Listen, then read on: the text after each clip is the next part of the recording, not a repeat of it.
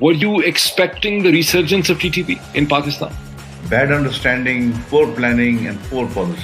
But why do you think that the then leadership, General Bajwa, General Faiz, they were not able to understand your argument? The military being employed and deployed and being used against people within its own territory cannot really count for victories or losses, etc. It is just a law and order situation which needs to be corrected. As far as Imran Khan is concerned, I would always support him because I think he's a very fair leader, but there are certain points which I wouldn't agree with.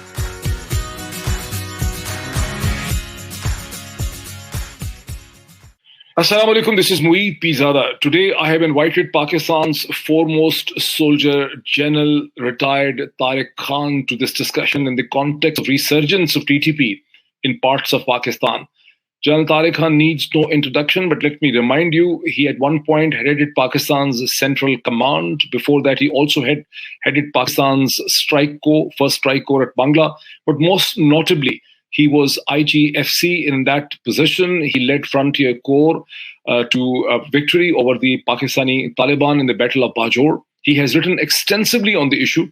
Himself a Pashtun, he understands the norms and conventions of the battle in the Pashtun heartland. A very warm welcome to General Tariq Khan. Thank you, Moeed. Thank you.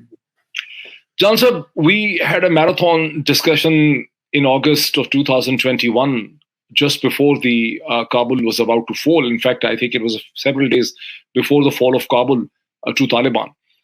And that perspective, and that was watched by more than 100,000 people that. Now, with the resurgence of TTP, were you expecting the resurgence of TTP in Pakistan? Well, one, it was not the question of expectations. It is something which is actually on a product of bad understanding, poor planning, and poor policy. So it's not an expectation. One doesn't expect poor policy or bad planning or something. It just happened. And as one could see this happening, one could warn people that don't do this. And I did wherever I could. I did meet people and I kept telling them that, look, this is going to backfire. It's not going to work out. But nobody seemed to really, nobody was impressed by my arguments at the time. You had also written on it. I think two of the pieces which you had wrote against a peace deal with the Taliban, with the TTP, I published them in Global Village Space. Yes, I did. I wrote it because I wanted to explain a certain point of view. There's a perception that was being built up that, ideology and common ideology, and we're doing this, and America's war and things like this. This was dragging us into a different direction, and it was totally irrelevant to the occasion. So that's why I wrote it, for a better understanding. In one of your writings, you said that we don't need a peace with TTP because we have defeated them. And we have to deal with them from a position of strength. But why do you think that the then leadership, General Bajwa, General Faiz, they were not able to understand your argument? Well, I can't really comment upon what were the factors which led them to the direction that they took. And I wouldn't like to comment upon that in any case, because they must be having some thing. But we did have discussions on this. But I would like to correct a perception where you started in your introduction also, that where we had a victory over the Taliban. No military officer who was worth his salt can claim victory in his own territory. We can create a situation for political settlement to a kind of environment, but nobody can claim victory. What does it mean? I beg your pardon? What does it mean when you say you can't claim victory in your own territory? Well, actually, the military being employed and deployed and being used against people within its own territory cannot really count for victories or losses, etc. It is just a law and order situation which needs to be corrected. Okay, but yet the Battle of Bajor was considered a point where the TTP's back was kind of broken, and before they was reigning, they were looming large in Pakistan's frontier. Well, that's what I said. That you see, the TTP, they were the kind of a very serious, violent kind of conflict which took place in Bajor, and then subsequently in Dir and in Mamand and in all the agencies, and they were removed from Pakistan, and they ran away. When they ran away, they were given refuge in Afghanistan, in Uristan, by the governor, who said, "We've got a Pakistani refugee camp." Mm. And we kept informing the Afghans that don't do this, but they did it at that time. And I'm talking about 2009, 2010, at that time. So this is what happened, and they were then helped by the RAW, they were helped by CIA, they were helped by everybody there to put pressure on Pakistan one way or the other. Now, help by RAW is a very interesting comment, because I recently interviewed Tahir Khan, who is bureau chief of but before that he had worked extensively with BBC and traveled extensively in the areas, especially in Afghanistan, met all the Taliban leadership. He argued that our belief system, that they were basically being pampered by RAW or funded by RAW, or they were a front-end piece for the RAW, was basically our own fantasy, and they were always connected at the hip with the Afghan Taliban. And this was basically an extension of Afghan Taliban, and we kept on believing that they were basically an Indian proxy. All right, let's first address the issue of them being part of the Afghan Taliban. In the early stages, when Tahir Yildirim turned up in Waziristan and then married up with Baitullah Masood, at that particular time, it was Al Qaeda's agenda which was being followed, in which Pakistan army and the state were the targets. Mullah Umar then gave a fatwa, which is on record, that don't do this and come to Afghanistan if you want to fight against foreigners. Okay. Which year was this? This is somewhere around about 2007 or so. He warned them not to do it, and then Baitullah Masood declared war in January 2008. He declared war. It was not Pakistan who declared war. He declared war against Pakistan. So the TTP and the TTA are two different, organizations. One is criminal, the other is political. The TTP is actually a product of criminal activity within the agencies, where they generated revenue through controlling spaces and therefore, taking over the tribes, etc. And then they had a chapter for each agency, which they started putting together. Baitullah Masood became the leader, and he started directing operations against Pakistan. That is what people don't seem to understand. And Mullah Omar had very categorically said so. Now, as far as the allegiance between TTA and TTP is concerned, yes, they're Pashtuns. They're people who have got affiliation right from the time of the Soviet Union. There are families interconnected. There are marriages which have taken place. So therefore, people have been given some kind of safe havens in the tribal area, that at places and all that. So there is some kind of a connection, but that connection does not mean that TTA is going to support TTP against Pakistan, and it should not happen like that in any case. But the counter argument is that when the Afghan Taliban people ran away from the American bombing and they came here and started in 2002, in 2001, and in 2002, our tribals who were not Taliban at that time basically welcomed them because of Pashtunwari, because of the code and whatever. And they became part of the Afghan Taliban's resistance and war against the American forces in Afghanistan. And they developed a relationship, and TTP then ultimately grew out of that relationship in 2006 or 7. Yes, you got to understand that when they came running into Pakistan, this was an affiliation from the Soviet Union time. It was not just Pashtun. They were the Pashtuns were actually fighting a jihad against the Soviet Union, which was encouraged by the world all over.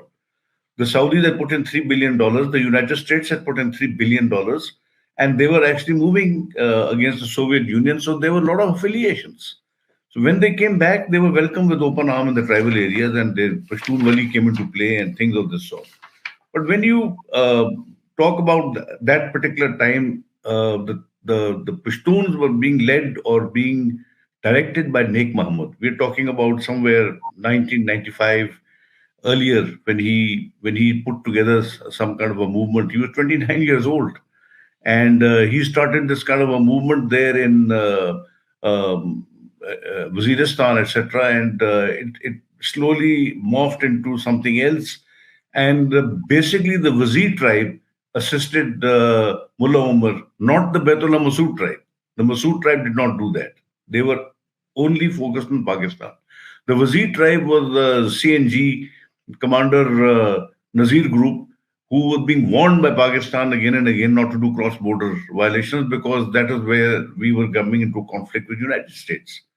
So this was the issue. There was a different tribal thing, and the Masoods were they formulated the TTP ultimately, and that was done somewhere in 2007. Hmm.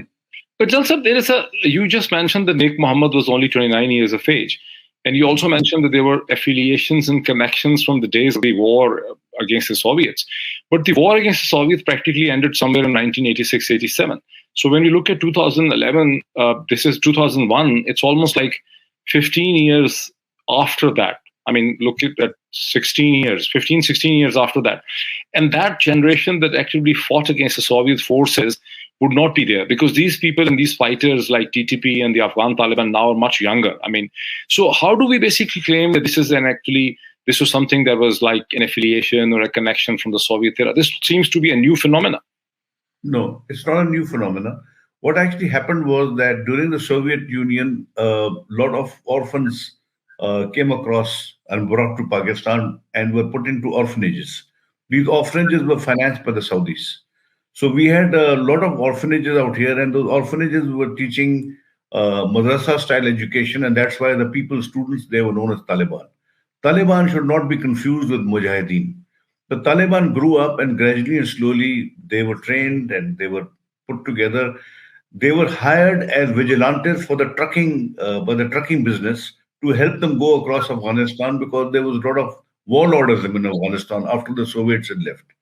The Taliban, when they went along with the trucking business, they found out that they were able to apply their influence in Jalalabad and these areas, and they slowly and gradually they realized they could move around, and they took over most of the country. That is where the affiliations took place between Afghanistan and the Taliban, which went from Pakistan, who were grown up here.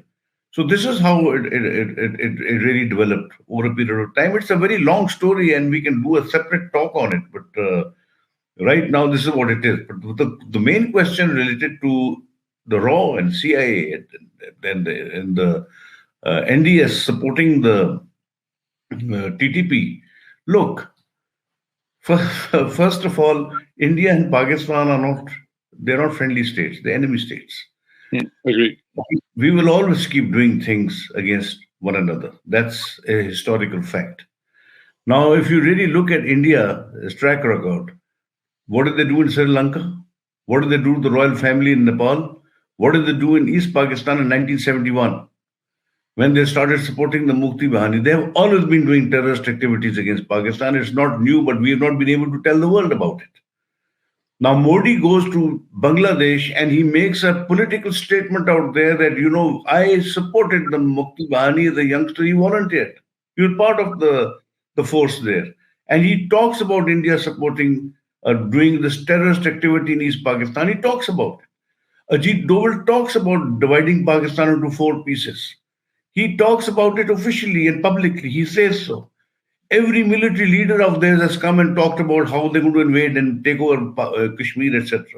We have never said these kind of things, but they do. They keep saying these things. Kulbhushan is an example. This is the highest ranking officer that has ever been captured, an intelligence officer that is working for the intelligence. He's in our custody. He was caught out there. So we have evidence of terror financing. We have evidence of these are the things which are on record. But let me tell you, in my process, when I was handling this thing with the Taliban out there, there's a lot of stores and vehicles and things that we captured, which had Indian markings on it. Indian markings? Yes. I showed it to the press, and if you want, I can send you pictures of it. No, but Jalsa, why would Indians be giving a TTP or other something which would have Indian markings? I mean, why would this self-implicate them? Well, because they were making the ring road and they were working close to our borders, so they had these vehicles with this Hanuman monkey thing on the door, etc., and all that. So those vehicles used to be plying there. Now, one can say the Taliban had captured it from the Indians, or that we captured those vehicles. So there was a lot of Indian stuff. There was a lot of Indian weapons which were not marked, but SLRs, self-loading rifles. There was other stuff which was there. So these things are there. They're on record. How can anyone say that they were not being supported by? But the counter argument is while we have a case of Kulbhushan Yadav, who is in Pakistani custody, and is definitely a lieutenant colonel and a senior officer. Between the two countries, such a senior officer has never been captured in someone's custody. But the world basically says that what else? I mean, we have not, while we have always accused India of supporting this, we have not been able to build a concrete sort of evidence-based case against the Indians, Yes. which we could present in English language to the world. I agree with that. And I do feel that our Foreign Office has been very, very weak in this. Our state policy has been very poor. We have not been able to get our voice heard by anybody. And we keep taking it lying down. But that does not mean that in an analysis which is done by an intelligent, educated, sensible person, that he would think that a separatist group or insurgency which is in a country is not supported from external sources. There is no such insurgency in the world which is not supported from external sources. Makes sense. No, so these are facts. So this is how it is. Now, since I've been dealing with it, I know there was Indian this thing. And then what happened when they threw the daisy cutter on the these people? They were Gorkhas who were caught. About 6-7 of these Gorkhas were also involved in those dead bodies, part of those casualties. But on the other hand, another counter argument is this, that we blamed NDS and the government of Hamid Karzai and Ashraf Ghani, but many of the TTP elements were actually in prison, which have actually been released after the fall and collapse of the Ashraf Ghani government. And the Afghan Taliban have released them. They have not prosecuted them. They have not kept them in detention and custody, and they've set them into release. And now they have provided them a safe haven from where they're operating. Yes. You see, some of them were in prison, and they were put into prison in the latest stages of the American occupation of Afghanistan at some stage. You have to remember that people, even like, Latif Masood, the main aide to Hakim Allah Masood, was with the Americans. On record. These things are on record. What we are saying, we forget about it, you see. So these things actually happened. They actually happened. But the thing is that I cannot blame the Afghan Taliban for releasing the TTP because of the affiliation that I spoke about. Now, once they release them, there's an issue. The Afghan Taliban are very interested, especially when we're talking about the Haqqani group, who's the defense minister of defense or interior, I think, one of the two. He actually wanted Pakistan to take back the TTP so that Afghanistan is drained of this TTP.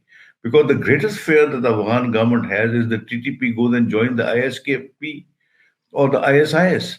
And they don't want that to happen. So therefore, they're really an interested party in trying to negotiate some kind of a settlement.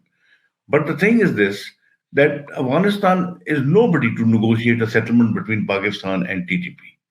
These people are criminals who have done a lot of damage in Pakistan, and there is a certain way and method in which they can be brought back to Pakistan, and unless that is followed, they're not acceptable. The Afghans, if they love them so much, they should give them citizenship and keep them. But that's an interesting argument. But so what was the other alternative? Because even Imran Khan, he was questioned. I mean, he unnecessarily poked his, he basically put his neck into the whole thing by admitting that there were about 40,000 plus fighters and militants and families, and the Afghan Taliban were asking us to take them back, and what option we had. So what real option we had at that time when Afghan Taliban said that we mediate? Even General Bajwa and General Faiz gave us a briefing in July, and General Bajwa, who's generally a very gregarious person, was very sad when he admitted that Afghan Taliban and Shura are actually asking us to take the TTP back, and they think that they will help us mediate between them. He wasn't very happy. I mean, I distinctly remember his very sort of a face expression. He wasn't happy with that situation, but he said that we are compelled to take them back. What are the compulsion? I don't understand. I mean, he said they're asking us that they will help us to mediate. So what was the other option? So they could have refused. So first of all, let's get one thing out of the way. There was no compulsion. This is a self-inflicted wound that we've taken up, whoever might have thought of it. As far as Imran Khan is concerned, I would always support him because I think he's a very fair leader. But there are certain points which I wouldn't agree with. One of them is that calling it an American war, which has actually changed the perception. and then trying to indirectly support the TTP in a very skewed understanding of what the situation was. So this is something which I wouldn't agree with. But if I had to vote, I'd vote for him. Let me clarify that point. But the thing is this: Interesting comment. But as many in far the Pakistani military have also been sort of officers, retired officers, kept on referring to the Afghan Taliban's war as it was all an American war. I mean, so you said it was not an American war. What was it? no, it wasn't a matter. Look, let's first get to that point where what are the alternatives for them to come back, and then we can discuss it as an American war. The point that I was trying to make at the time, and I did it in my writings also, was that there is a way to bring the TTP in. First of all, the government should not be involved in forgiving anyone because they have caused a lot of damage, personal damage. Families have been, completely devastated, and tribes have been destroyed. The leadership have been, removed from the rankings, etc., and all that. Whole complexions have changed. So therefore, my suggestion was that to hold a kind of a jirga of the seven agencies, and these people should appear in front of their own people, unarmed, and they should listen to what those jirgas say, and that is the only way they can come in. Second is they have to accept the constitution of Pakistan, and third, they've got to agree to live as law-abiding citizens. Four, it will be understood as a surrender. There is no negotiated settlement.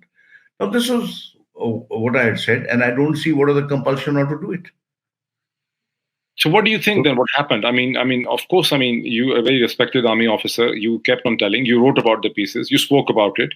Why the leadership could not understand that? Fair points. I don't know why they couldn't understand it, and I don't know what motivated them to do what they did. Whoever was the leadership. But I had spoken to the leadership in different forums, and I found them to be very, very dicey in their arguments. There was no argument. I don't think this fellow, what's his name, the DGISI at the time, he understood what Affairs. I don't think he knew what he's dealing with. He was the wrong choice to send here as the Corps Commander. I think he was a very, very average person, and he could carry out his cheap popularity by going around having a cup of tea in Kabul or something that he thought was a very big thing. So that is one of the reasons why, and he was leading this whole thing. So I can be very frank on this. Somehow the other, the TTP were allowed to come back with weapons on the pretext that they were afraid that since they had killed people in Pakistani tribal areas, they will come under attack. And then suddenly Murad Said started shouting that in Bajor and different areas in Sawat, there are a lot of militant TTP. Why do you think they were allowed with the weapons? It's a very stupid thing to do. And I know that the areas from which they went into Swat could only be from Mamand or from Dir and Bajor. And those areas are very well manned. So there has to be some formal instruction given to allow them to come in. Because the routes that they come in from in those mountainous areas are through kandaus. Kandaus are like those river watersheds. And they are manned. So there's no way they can come in and sneak in or something of this sort. So there had to be instructions given to let them in, and whoever gave those instructions is a criminal. So the sequence of events that took place after their arrival back in Pakistan, they're declaring a ceasefire with Pakistan, then they're ending the ceasefire and declaring a war against the state of Pakistan. Do you feel that the sequence of events are natural, or there is a third force or a party, as you suspect, a foreign hand, or a regional force, maybe India or someone, like kind of pushing them in that direction? The ceasefire which has been asked for by the militants or by the insurgents is always at a time when they are in a bad position. At that particular time when the Americans withdrew and there was uncertainty in Afghanistan and the TTA were there, it looked like that the TTP were going to be in trouble, and there was a lot of jubilation in Pakistan also. There was also reduced contacts with RAW and other people. Now those contacts have been established, but not as they were at the time. My feeling is that they used the ceasefire to move their families and assets back into the country wherever they could. And after doing that, they decided that there's no more ceasefire. And this is what they've always been doing. It's not something new. And I said it also then, that this was going to happen. And it did happen. And I'm saying this now, telling you, Moeed, I don't think they have the resources like they had in the past. I think they have played their trump card by using all the resources they had as a kind of a, in a concentrated manner, putting pressure on the government when the government appears to be very, very weak. But if a third force wants to use them, like India, why would they not have the resources?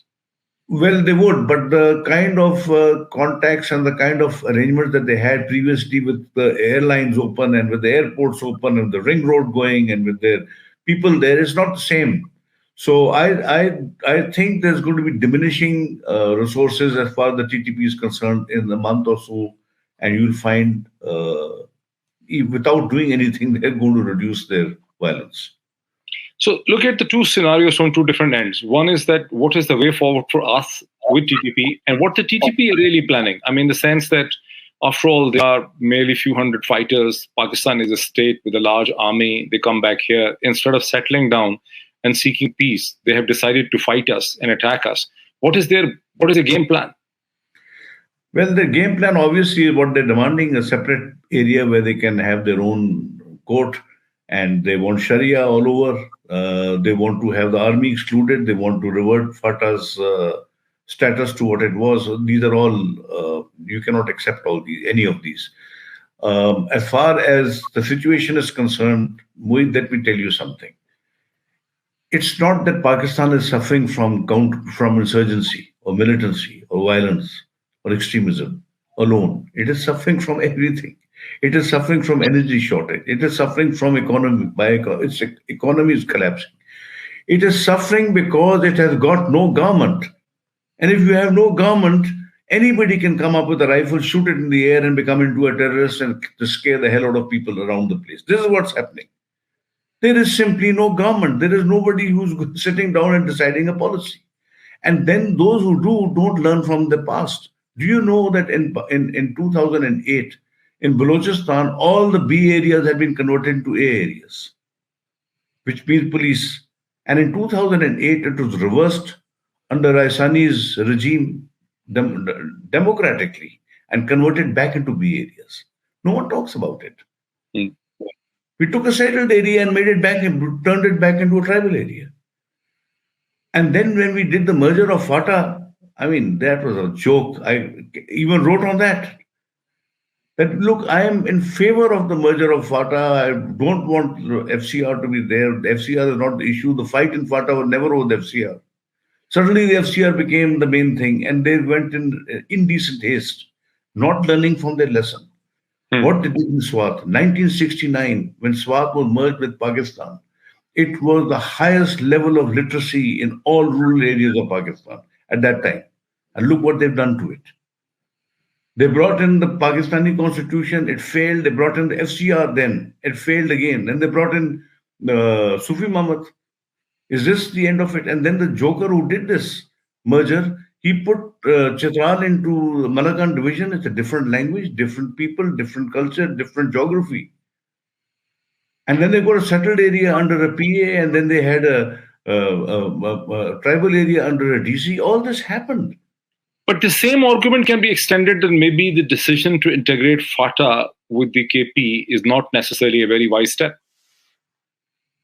Well, whether it is a wise step or not a wise step, there were certain methods to how we could have gone about this. One of them was to hold a referendum. We keep talking about democracy. At least ask the people, what do they want? Do they want a separate province, or do they want to merge with the KP? At least ask the question. Even if you want to manipulate the answer, you have some argument that, we asked you. But nobody did that. Nobody did that. And we kept saying that, look, you must do it because now you have a PTM. So so winding up let's have 2 or 3 final questions. You earlier, just short while ago, you said that there is no government in Pakistan, but the government of Prime Minister Shahbaz Sharif had a National Security Committee sort of meeting. And then the Interior Minister made very strong statements that we will probably do cross raids if the Afghan Taliban didn't stop providing the sanctuaries. we have the reserve the right to have cross-border raids and all that. And but you said that there is no real government in this country. I mean, what do you want them to do? No, I would agree with the statement, but he withdrew the statement within 48 hours. Someone advised him to do that. Yeah, so then what kind of government do we have? You make such a strong statement that you're going to go and go across the border and sort people out, and next day you say, I never said it. Is this a government? How can it be a credible way of doing things, But what do you expect? What do you suggest to them? I mean, what's the way forward with this menace now? Well, I feel that we should use on their camps, wherever they are located, we should use intelligence, use drones, use air, use artillery, and bring them down to their knees. We can do it. It's very easy. It's not a difficult thing to do. It's possible. Of course it's possible. Why is it not possible?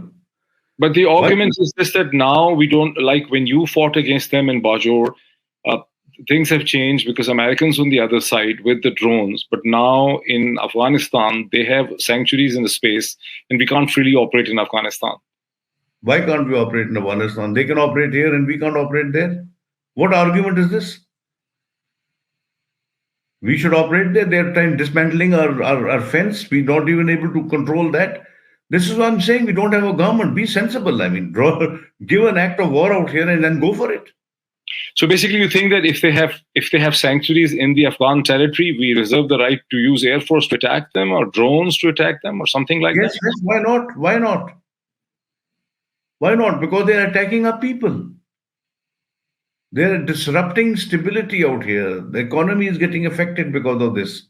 This is one of the things. So when you've got such things, you need to draw a red line and then tell the one government, if you can't do it, we'll do it. Either you do it or we'll do it. So basically, then you support the approach taken by Rana Sanaullah and by the Shahbaz Sharif government. Maybe Rana was advised by the establishment to basically tone down. I don't know who advised him. Whoever advised him wrong. But this is what I'm saying. There's no government really. We don't know who's in power. Very interesting. My last question to you. What is the future of the Afghan Taliban government in Kabul, given the fact that it's almost 1.5 years and no international power country organization have recognized them? There is a question of legitimacy, the treatment of the woman, the education, the jobs, and other things. What is their future? I've been in a number of international conferences like IISS, etc., and met a lot of people and discussed this. I was always in favor of the Afghans being given some kind of legitimacy so that they could be brought on board and you'll be able to influence them because of that.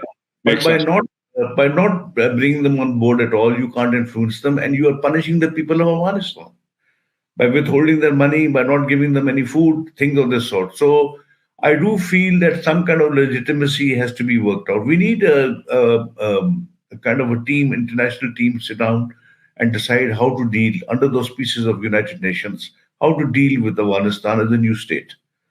And that would be in the form of governance and in the future of how they want to bring about a government, because right now it's a caretaker government. No, but my question is that, of course, you feel this, and of course, we want this to happen. Many people, or most people in Pakistan, would like to have it. Pakistan organized a conference in December 2021 to facilitate this, but it's not really happening. I mean, United States, UK, Saudi Arabia, even Qatar, no one is recognizing them. Not even Pakistan can recognize them. So what does it mean? One of the things is that the United States withdrawal from Afghanistan, unfortunately, is being bandied about as a military defeat. A military defeat of a superpower. Which is not. A superpower which never lost a tactical battle in Afghanistan had to withdraw. It was a political decision and not a military decision. But the humiliation of the whole thing now, the Americans are not willing to forgive. It will take a few years. So they want to punish. It's apparent that they are withholding their money and they want to make sure that Afghanistan suffers the consequences of the withdrawal, that kind of business. It's a very simple kind of a thing. It doesn't require a sophisticated research to come to this conclusion. The last question to you, I mean, you said it was not a military defeat. This is once again flies against the conventional logic of other officers here in this country who think that everyone says that the United States has been defeated in Afghanistan. No, Afghanistan was never, America was never defeated in Afghanistan. America never lost a single tactical battle.